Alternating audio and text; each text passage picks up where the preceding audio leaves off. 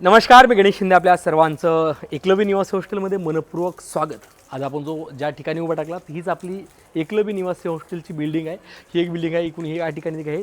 आणि एकंदरीत आपण गेली 11 वर्षापासून सातत्यानं ग्रामीण भागातील विद्यार्थी घडवण्याचा सातत्यानं प्रयत्न करत आहोत. गेली 10 वर्षापासून आपला 10वीचा जो येणारा रिझल्ट आहे, हा रिझल्ट तो 100% आहेच. त्यासोबतच या हॉस्टेलमध्ये आम्ही सर्वसामान्य लेकरांना, गोरगरीब लेकरांना, शेतकऱ्यांच्या लेकरांना परवडेल या फीसमध्ये विद्यार्थ्यांना राहण्याची असेल, जेवणाची असेल, क्लासेसची आणि दर्जेदार आम्ही सोय देखील करत आहोत.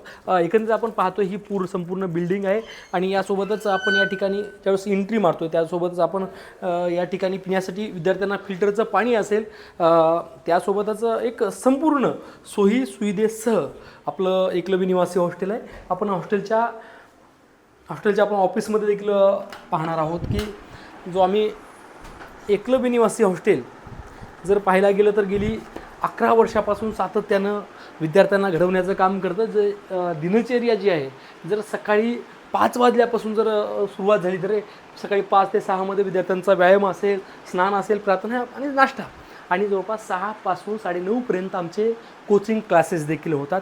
त्यानंतर क्लास झाल्यानंतर थोडा गृहपाठ, म्हणजे ट्युशनमध्ये काय झालं काय त्याचा गृहपाठ असतो, आणि त्यानंतर 10:30 ते 11:30मध्ये जेवण असतं. जेवणही अतिशय चांगल्या दर्जाचं असतं. त्यामध्ये जसं वरण, भात, चपाती, भाजी आणि आपल्या गव्हाची चपाती, म्हणजे गहू आपले असतात त्या दळून पद्धतशीर करतो, कारण की लेकरांना पोटाचं देखील कुठली भेसळीचं काहीच मिळालं नाही पाहिजे. आम्ही मिरचू देखील आम्ही घरच्या मिरच्या कुठून मिरच्या करतो, त्यासोबत जे हळद असते सगळ्या गोष्टी आपल्या गावाकडून आणून पद्धतशीर लेकराला दर्जेदार जेवण भेटलं पाहिजे याची देखील आम्ही काळजी घेतो. त्यासोबतच आमचा शाळेचा जो टाईम आहे तो 12 ते 5:30मध्ये शाळा असते. शाळेमध्ये सेमी असेल, इंग्लिश मिडियम असेल, CBSEचे विद्यार्थी असतील, या सर्व विद्यार्थी देखील आमच्याकडे असतात. आणि जर पाहायला गेलं तर शाळेतून आल्यानंतर ज्यावेळेस 5:30 वाजता 6 वाजता मुलं आमच्याकडे येतात. आल्यानंतर त्याचं फ्रेश वगैरे होतात. 6 ते 7मध्ये अतिशय दर्जेदार जेवण असतं, आणि नंतर 7 ते 9:30 वाजेपर्यंत आम्ही विद्यार्थ्याकडून अभ्यास करून घेतो, बसून अभ्यास करून घेतो. एखादा विद्यार्थी इकडे तिकडे बघितलं नाही पाहिजे. तर सगळ्यात मोठी समस्या अशी झाली की लेकरं घरी अभ्यास करायला तयार नाहीत. मोबाईलमध्ये स्क्रीन टाईम प्रचंड वाढला आहे विद्यार्थ्यांचा. सातत्यानं मोबाईल बघायचं. जर एखाद्या मोबाईल हिसकाटून घेतला तर प्रचंड टेन्शनमध्ये विद्यार्थी आलेत. परंतु तो कुठल्याच प्रकारचा मोबाईल वापरता येत नाही, काहीच वापरता येत नाही. त्यामध्ये 7 ते 9:30मध्ये अभ्यास होतं, आणि मग शेवटचा म्हणजे अर्धा तास आम्ही मुद्दाम ठेवला आहे. 9:30 ते 10मध्ये विद्यार्थ्यांनी नेमका अभ्यास काय केला आहे, सकाळी ट्युशनमध्ये काय केलं आहे, नंतर शाळेमध्ये नेमका काय अभ्यास केला आहे, आणि त्यासोबत नंतर मग अजून पुन्हा इथं आपण ज्यावेळेस आम्ही तयारी करून घेतो त्यावेळेस नेमकं काय अभ्यास केला आहे याची पूर्ण तयारी करून घेतो, आणि 10 वाजता विद्यार्थी झोपायचं होतं. त्यासोबत आता जर पाहायला गेलं तर विद्यार्थ्यांची या ठिकाणी सगळ्याच गोष्टीची सोय आहे. राहण्याची आहे, जेवणाची नंबर 1 सोय आहे, आणि क्लासेसची तर जबरदस्त सोय आहे. त्यामध्ये नीट असेल, IIT असेल, हे फाउंडेशन सहित आमच्याकडे आहेत. आणि एकंदरीत विद्यार्थ्यांना कपडे धुवायला मशीन आहे, बाई आहे, भांडे धुवायला लेकराला काहीच करायचं नाही, फक्त आणि फक्त अभ्यास करायचा आहे, रिझल्ट जबरदस्त आणायचा आहे.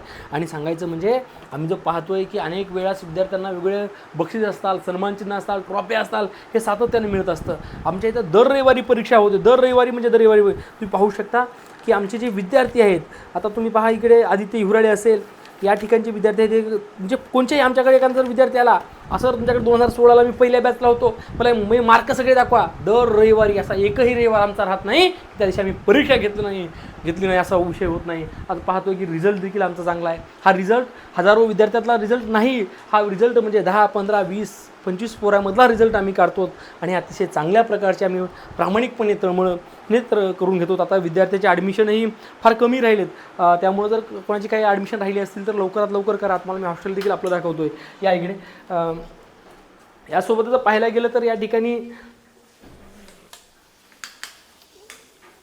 ठिकाणी विद्यार्थी असतील, थोडं कमी दाखवू, इकडे हे असतील, एक असे मस्त प्रशस्त आणि नवीन बांधकाम असलेली आपली संपूर्ण बिल्डिंग आहे. त्यासोबतच पाहू शकता इकडे देखील पाहणार आहोत आपण. इकडे पूर्णपणे व्हेंटिलेशन, प्रकाश पूर्ण आला पाहिजे अशा प्रकारचं आपलं एकलव्य निवासी हॉस्टेल आहे. पूर्ण व्हेंटिलेशन म्हणजे व्हेंटिलेशन. जर पाहायला गेलं तर कुठेच अंधार आमच्या हॉस्टेलमध्ये दिसत नाही, की कारण की आपण ज्यावेळेस बांधकामच करताना असं बांधकाम केलं आहे की कुठलंही व्हेंटिलेशन, सगळं व्हेंटिलेशन आलं पाहिजे, प्रॉपर प्रकाश आला पाहिजे, सगळ्या गोष्टी येणं फार गरजेचं आहे. हा प्रशस्त आमचा हॉल आहे. अशा प्रकारचे आपल्याला हे आहे. त्यासोबतच ह्या ठिकाणी देखील आपण पाहू शकताय कशा प्रकारचं आमचं हे एक पूर्णपणे तिकून व्हेंटिलेशन असेल, विकून व्हेंटिलेशन असेल आणि पूर्ण CCTV कॅमेऱ्यामध्ये. आमच्या ग्रामीण भागातील विद्यार्थी पाहायला गेलं तर फार कलाकार असतात, त्यामुळं पूर्णपणे CCTVची कॅमेऱ्याच्या नजरेमध्ये आहेत. बाथरूम असतील आणि अशा प्रकारचे आमचे 3 मजले आहेत. ते 3 मजल्यामध्ये विद्यार्थी राहतात आणि आम्ही फक्त आणि फक्त 90 विद्यार्थी ठेवत असतो. या 90च विद्यार्थ्यावर अभ्यास करून त्यांची तयारी करून घेऊन आम्ही विद्यार्थी घडवण्याचं आम्ही नक्की काम करतोय. दरवर्षी आमच्याकडे एक 5-7 एक थोडे भाव ॲडमिशन असतात, जास्त विद्यार्थी ॲडमिशन आम्ही घेत नाहीत, कारण की पहिले जुने विद्यार्थी असतात, त्यानंतर 10वीच ॲडमिशन आम्हाला नवीन करायचे असतात. त्यामुळे जर आपले आणि आपल्याजवळ कोणी पालक असतात तर नक्की त्यांना कळवा, त्यांच्यापर्यंत हा मेसेज जाऊ द्या. आणि एकलव्य निवासी हॉस्टेलमध्ये जर ॲडमिशन घेतलं, अभ्यासाबरोबर वेगवेगळ्या विषयाची त्याची तयारी देखील करून घेतो. विद्यार्थी हा सर्वगुण संपन्न कसा बनेल यासाठी देखील आम्ही काळजी करून घेतोय. धन्यवाद. एकलव्य निवासी हॉस्टेलचा संपर्क आहे एकलव्य निवासी हॉस्टेल, नमस्कार चौक, आदर्शनगर, नांदेड. संपर्क 99 75 72 36 41. प्राध्यापक गणेश शिंदे. थँक्यू.